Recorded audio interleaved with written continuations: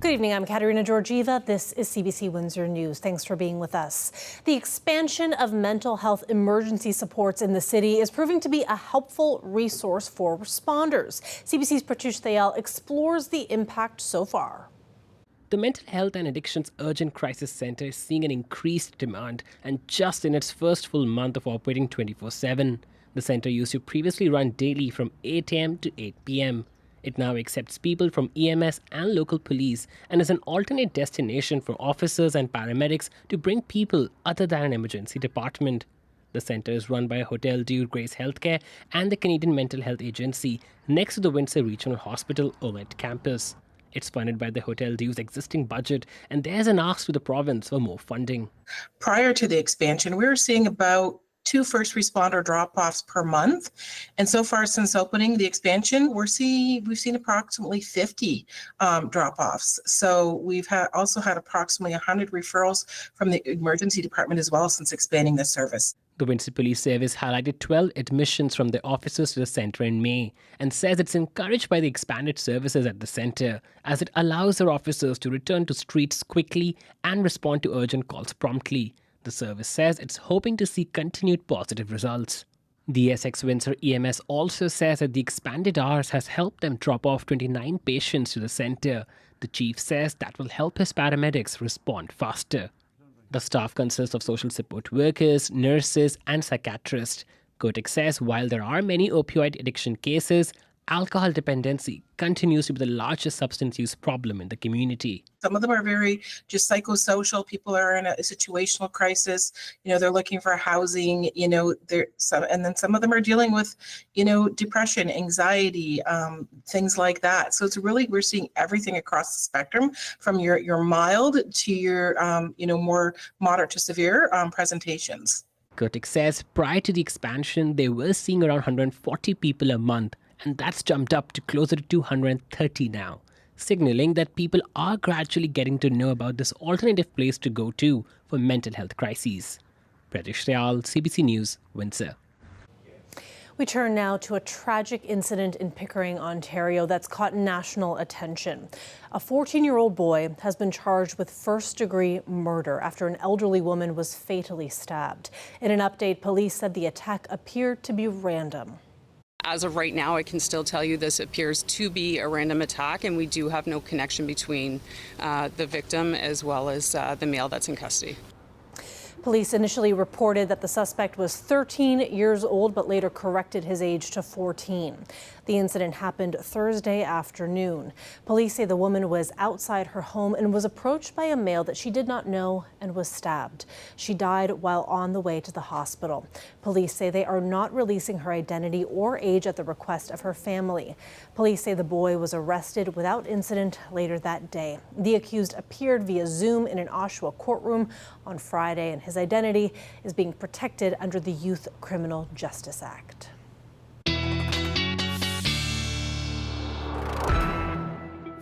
Colette Kennedy joins us now for our first look at weather. Colette, I know that we're watching that smoke passing through, and there's an alert to keep a lookout for that this evening. Yeah, that's right. I mean, all eyes have been on the situation, what's happening in Western Canada and the prairies with the wildfires, and some of that smoke, as the winds change direction for us, you can see it's become more concentrated there into northern Ontario. As that filters along with the frontal boundary towards us, there is this air quality statement for tonight and perhaps into tomorrow morning before we get into some improvement here. It's really important for the very young or the very old or anyone with respiratory issues because it can be more difficult, certainly, to breathe. Otherwise, overnight tonight with that front coming through, yes, a bit of wet weather, 11 degrees, but you're going to notice the change tomorrow in terms of it will be cooler and breezy. More on that coming up. Thanks, Colette. Up next, a University of Windsor student is working with the Windsor Cancer Center Foundation to raise funds for local brain tumor research, leading up to an event at the school that's taking place this evening. It's something that she cares deeply about, given her own firsthand experience with the disease. Hi, I'm McKenna Lumley. I'm a 15-year brain tumor survivor and a dramatic arts student. My memories are mostly the good ones. My mom might argue slightly. I remember, being brought to Windsor Hospital. I remember being given a glitter wand, the ambulance ride. I was getting a lot of procedures done, so my doctors would come in and to give me like another needle, and I'd throw the covers over my head and say good night, just stuff like that. Physiotherapy, more of the happier, more normal moments are mostly what I remember. One of the things that hit me right away was that you never hear the words, your daughter has a brain tumor and your life obviously changes. This many, I mean, she talks with it so great, but still this many years, it chokes me up to remember that time. And so I think what happens is I had to, right on the spot, think, you know, this isn't going to be an easy journey. So you have to kind of say, you know, she still had a younger brother who was 2. We had to move forward and just deal with what we could at the time and just be together and help her through the process. Obviously there were setbacks. I had to like relearn to walk. I had to relearn how to use my fine motor skills. And what about in terms of what they said you could or couldn't do after you had the brain tumor and what you have done since then? So my cerebellum was where the tumor was. So my cerebellum was obviously damaged to some extent. And that controls balance. So we were going in and my parents got asked, my parents asked, what should we expect? And of course, they're thinking, should we expect her to live? And the resident says, well, I wouldn't expect her to be a ballerina. And then now I've been doing ballet for 10 years, and my mom told me that after my first ballet recital. And one of the wonderful things that you do is that you've been raising funds for brain tumor research. Tell me about why that's been so important to you. I am the ideal outcome. And as research progresses and improves, I can become the standard outcome, which that's my dream. That's my goal. I hadn't really known anybody who had died of a brain tumor. And then I got to go on this trip with kids from across Canada who, one from each children's hospital, kids from across Canada who had had different health issues. And we got to go on this trip together. And me and one other kid named Derek had both had a brain tumor. Before the year was done, actually the day he was supposed to hand off his championship to the next kid at a ball, he died that morning, and the other champion families were told, and he was the first person I knew who died of a brain tumor, and I've known a lot more since. I haven't known a lot of other kids. Yeah, and I've actually got on right here, I've got my Derek Bear pin on. Oh, that's awesome. That is family made, so I'm lucky. Not only did I survive my brain tumor, but I have the capacity and the ability to be able to share my story. I am, quite frankly, emotionally removed enough from my own journey at this point. It's been so many years. It's quite an easy story for me to tell. And not everybody has that luxury.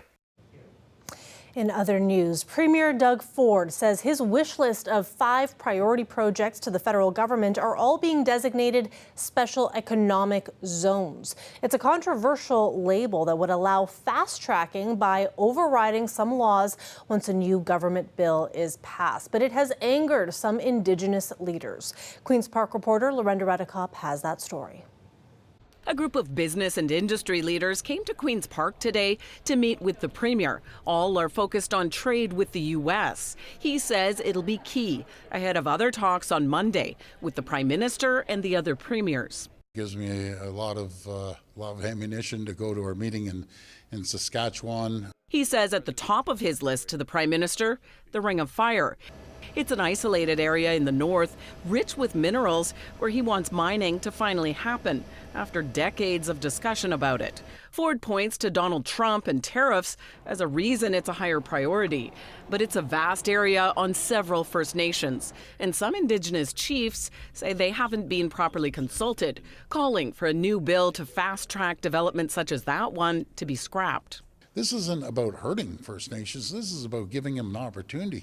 This is about making sure that they understand we have $3 billion set aside until they become an equity partner.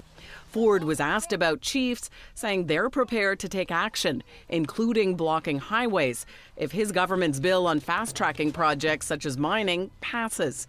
They've repeatedly mentioned Idle No More, rail and highway blockades that happened more than 10 years ago. What I'm understanding is there's a very small vocal group that are saying this, and wouldn't that be a disappointment? And they think Ontarians and Canadians are going to be in favor when you block a railroad, you block a road. That's counterproductive. While he says he'll continue meeting with Indigenous leaders, the mining projects are his top priority. They just don't want to do anything? Fine. You don't want to do anything? You're left behind. We're moving forward.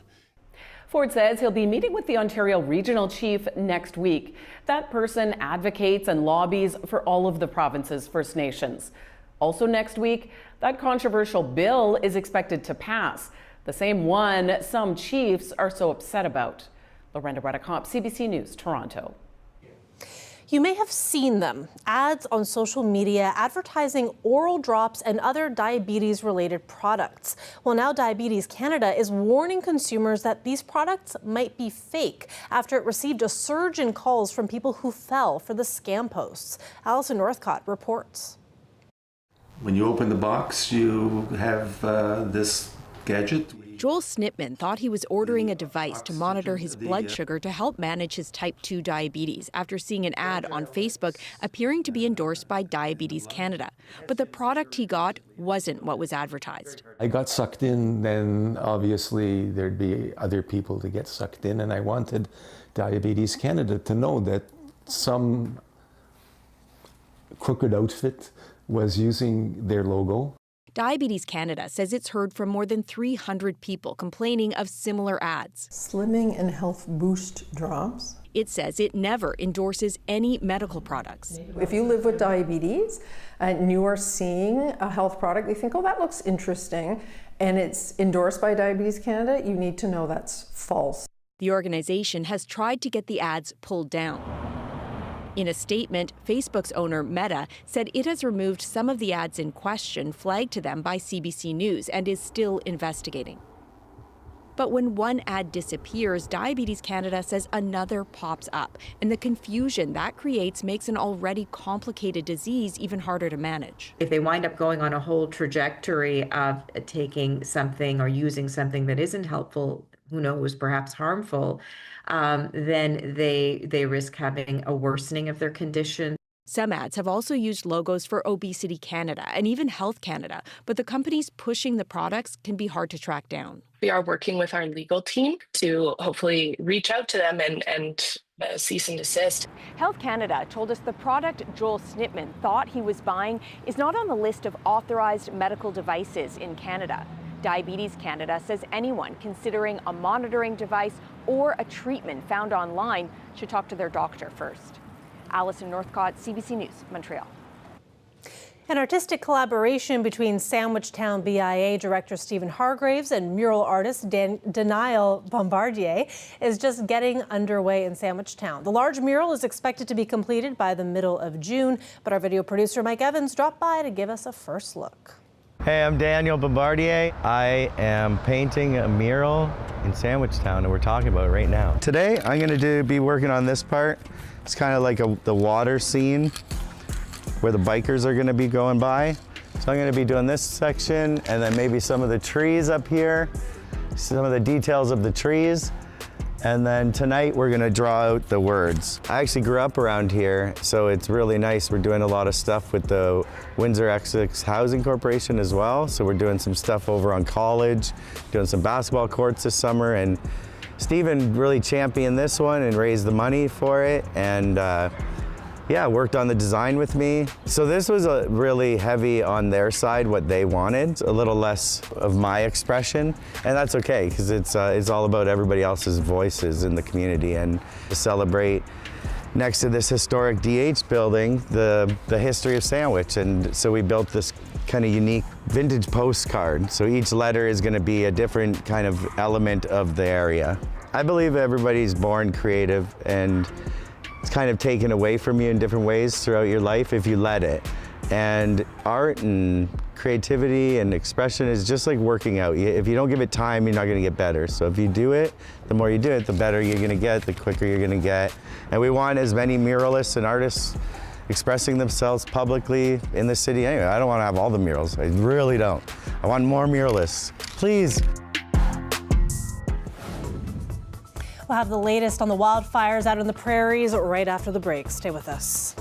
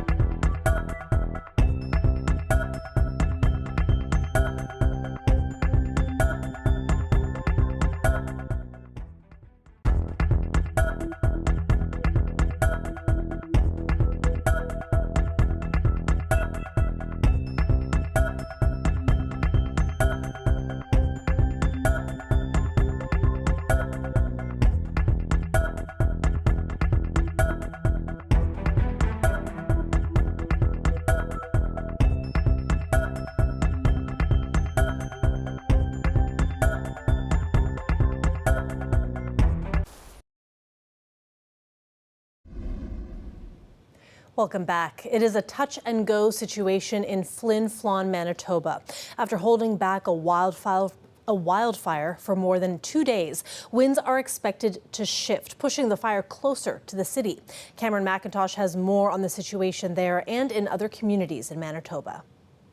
At least 20 wildfires are burning across Manitoba. Right now, the future of the city of Flin Flon rests on wind direction. For 2 days now, a fire line about 2 kilometers outside the city is held, but winds are expected to change, blowing northwest, pushing the fire back towards the city about 600 kilometers northwest of Winnipeg. On Wednesday, an evacuation order saw most of the city's 5,000 residents leave. As of now, only firefighters and emergency personnel remain. Premier Wab Kinew spoke this afternoon. The situation there is very, very serious, and we are doing everything that we can to preserve life, but also to preserve people's livelihoods and homes in the region. Flin Flon's mayor being very clear the city is in peril. We've seen devastation across the country in different communities where this has happened, and there's a very, very high potential that it's going to happen here. It's going to be hit or miss, Mother Nature, what can you do? So it's rebuilding, that goes through your mind. About 100 kilometers north of Flin Flon, another fire threatens Matthias Coulomb Cree Nation. Helicopters, boats, and now Canadian Armed Forces planes are being used to evacuate hundreds from the community. Further east, the Air Force is also using Hercules aircraft to move a few thousand residents of Pimichikamak Cree Nation, who fled to a neighboring community after fire cut off access to their airport and highway south, which is briefly being reopened today. All told, about 17,000 people are trying to leave their homes in Manitoba. Meanwhile, as wildfires grow across Western Canada, Canadian firefighting resources are being stretched. International help is being called in. Cameron McIntosh, CBC News, Winnipeg.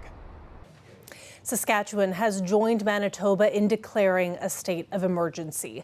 Wildfires are raging across the northern part of the province, forcing people to head south for safety. There are 7 fires out of control in Saskatchewan.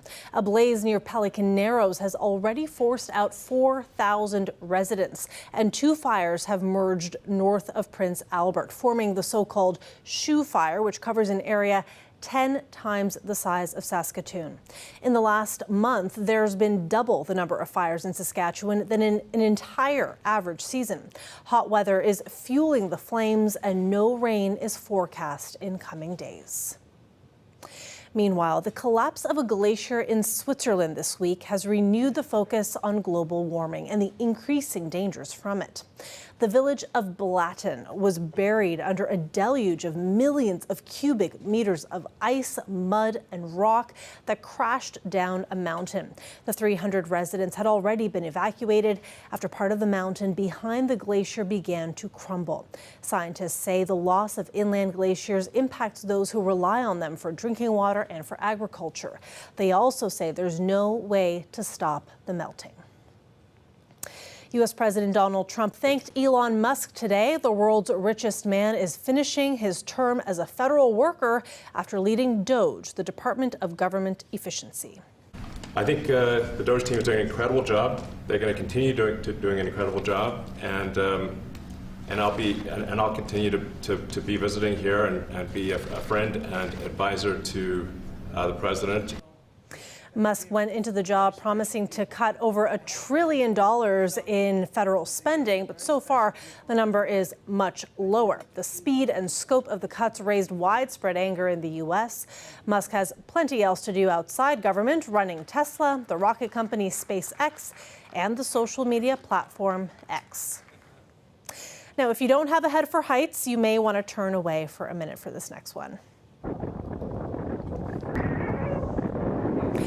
These are some of the terrifying moments that probably felt like a lifetime for a paraglider in China.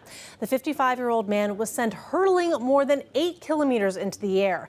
He said he was testing new equipment when strong winds suddenly lifted him high into the freezing clouds. The rare updraft known as a cloud suck trapped him so high that oxygen became limited. But incredibly, not only did he survive, but he's also okay health-wise. Stay with us. We'll be right back after the break.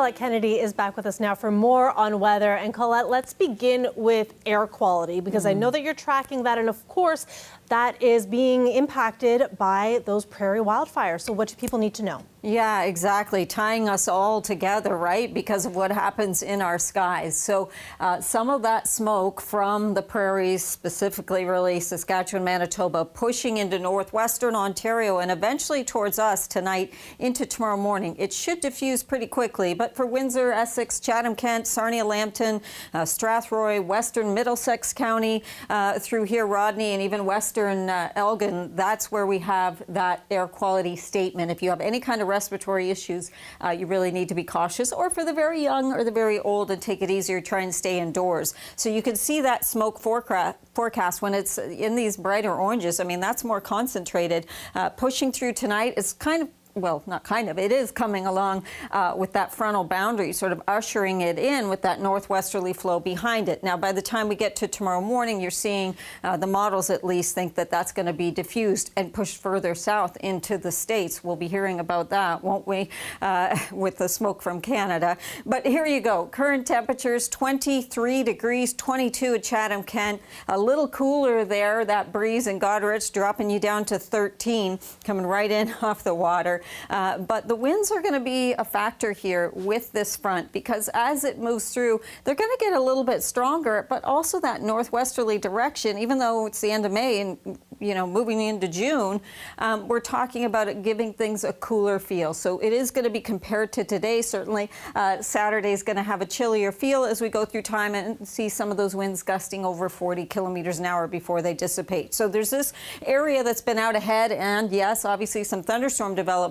And then closer to the front, we have the rain showers. So there's still some moisture to come through. Not a lot to it, around 5 millimeters probably at best, other than near the lakeshore here, where locally you got some heavier downpours as this moved through. And that kind of clears out. I've stopped this at 9 p.m., already pushing through Windsor, and then some cloud cover early, but actually we'll clear out of that quite nicely tomorrow afternoon, doing much better than our neighbors further east with clouds, and especially eastern Ontario, the rain showers. We're going to have that sunshine into Sunday as well. The dew points are down around 6-7 right now, so I'd say at least 11, if not cooler, tonight once the temperature eventually falls. Then 19 tomorrow, 22 Sunday, and some hot weather coming our way from the west into next week. No kidding. All right, thanks, Colette. Thanks, everyone, for watching. Have a fabulous weekend. Good night, everyone.